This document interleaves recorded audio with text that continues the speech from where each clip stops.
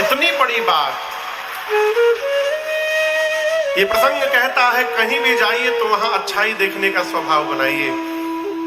श्री दशरथ जी महाराज ने इतनी प्रशंसा की महाराज जनक की, प्रशंसा करके माताओं से बोले कि देखिए बच्चे नींद में हैं, इनको सुलाने जाइए।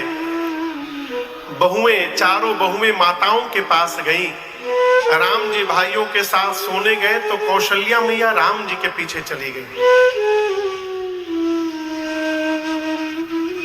राम जी से जाकर एकांत में मां कौशल्या ने कहा, राम आप भगवान है ना। देखिए मां कौशल्या ही जानती हैं और मानती हैं कि मेरा राम भगवान है। दशरथ जी महाराज जानते हैं लेकिन मानते नहीं हैं। वरदान लिए थे मनु जी के रूप में कि प्रभु आप मेरे घर पुत्र बनकर आवे तो मैं आपको भगवान न मानूं, अपना बेटा मानूं। इसलिए महाराज जानते हैं कि राम भगवान है लेकिन मानते नहीं है कि भगवान है। कौशल्या मैया जानती भी है और मानती भी है। मां ने कहा, राम भगवान होना तो ब्रह्मा जी से आप मेरी एक बात कह देंगे। राम जी ने कहा, कहिए मां। तो कौशल्या मैया ने कहा, राम आप ब्रह्मा जी से कहिएगा जिस दिन विश्वामित्र जी आपको लेकर अयोध्या से गए उस दिन से लेकर आज तक जितने दिन बीते हैं ब्रह्मा जी से कहिएगा कि ब्रह्मा जी उतने दिन हमारी आयु में न जोड़ेंगे। राम जी पूछे, क्यों मैया? कौशल्या मैया ने कहा, राम जो दिन आपको देखे बिना निकल गया उस दिन का कोई अर्थ नहीं होता, वो दिन व्यर्थ हो गया। प्रातः काल हुआ, शुभ मुहूर्त देखकर कलावा जो विवाह के समय बांधा जाता है उसको छुड़ाया गया। एक सप्ताह विश्वामित्र जी अवध में रहे। कितने दिन? एक सप्ताह। उसके बाद विश्वामित्र जी ने महाराज दशरथ से विदा मांगा कि महाराज मुझे विदा करिए। जैसे विश्वामित्र जी ने विदा मांगी महाराज अपने पूरे परिवार के साथ उनके सामने खड़े हो गए और हाथ जोड़कर, आप उस दृश्य की कल्पना करिए, महाराज, रानियां, बहुएं, बच्चे सब हाथ जोड़कर खड़े हैं और दशरथ जी महाराज बोले, नाथ सकल संपदा तुम्हारी। हे नाथ, मेरे जीवन की सारी संपत्ति आपकी है। अब यहां एक समझिएगा, क्या विश्वामित्र जी के आने के पहले दशरथ जी गरीब थे? गरीब नहीं थे ना, चक्रवर्ती सम्राट थे।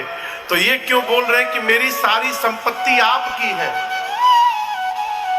जीवन की असली संपत्ति ऐश्वर्य नहीं है, जीवन की असली संपत्ति है संतुष्टि। यदि आप संतुष्ट हो गए तो आप अभाव में भी नाच सकते हैं, और यदि आप संतुष्ट नहीं है तो पूरा घर भरा रहेगा, उसके बाद भी कपार पीटते हुए दिखाई पड़ेंगे, आप प्रसन्न नहीं रह सकते। कारण मेरे घर में 4 बहुएं आ गई हैं। मैंने आपको 2 पुत्र दिए तो आप बदले में मुझे 4 बहुएं प्रदान कर दिए। अब इससे बड़ा ऐश्वर्य और सुख जीवन में क्या प्राप्त होगा? आज मेरे जीवन की जो प्रसन्नता है ये आपकी कृपा प्रसादी है। नाथ सकल संपदा तुम्हारी, मैं सेवक समेत सूतना। मेरा पूरा परिवार, मैं अपने पूरे परिवार के साथ आपका सेवक हूं। और इसके बाद वाली बात बड़ी अद्भुत है। दशरथ जी महाराज कहते हैं कि मुनिवर, मैं तो चौथेपन में आ गया हूं, क्या पता कल मैं जीवित रहूंगा कि नहीं रहूंगा, मुझे पता नहीं है। लेकिन मेरी आपसे एक प्रार्थना है, जब ये दशरथ इस संसार में नहीं रहे तो उसके बाद भी क्या करब सदा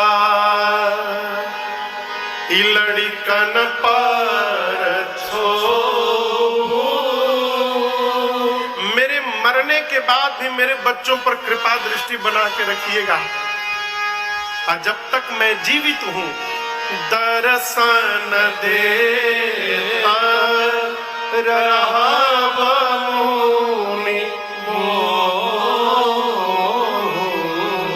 यदा कदा मुझे भी दर्शन देते रहिएगा। किसी भी संत के पास, किसी भी साधु के पास, किसी भी महात्मा के पास जाइए तो ये न पूछिए कि नया व्यापार शुरू किए हैं चलेगा कि नहीं चलेगा, लड़कवा बोर्ड का एग्जाम दिया है पास होगा कि नहीं होगा, ये न पूछिए। क्या पूछे? महाराज विपत्ति में भी भगवान पर से भरोसा कम न हो जाए, इसका उपाय बता दीजिए। जीवन की स्थिति परिस्थिति बदलती रहे परंतु हमारे मन की स्थिति न बदले, इसका उपाय बता दीजिए।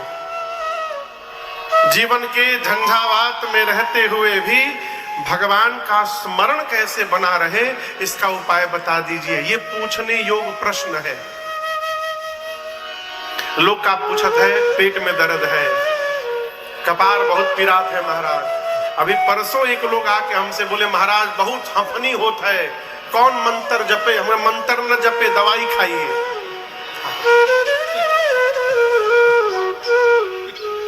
यदि बीमारी है तो दवाई से जाएगी, झाड़ फूक से नहीं जाएगी। इस बात को ठीक से समझिए। यदि मंत्र से दवाई बीमारी चली जाती तो राम जी वैद्य को क्यों बुलाते लक्ष्मण जी को शक्ति बाण लगने के बाद?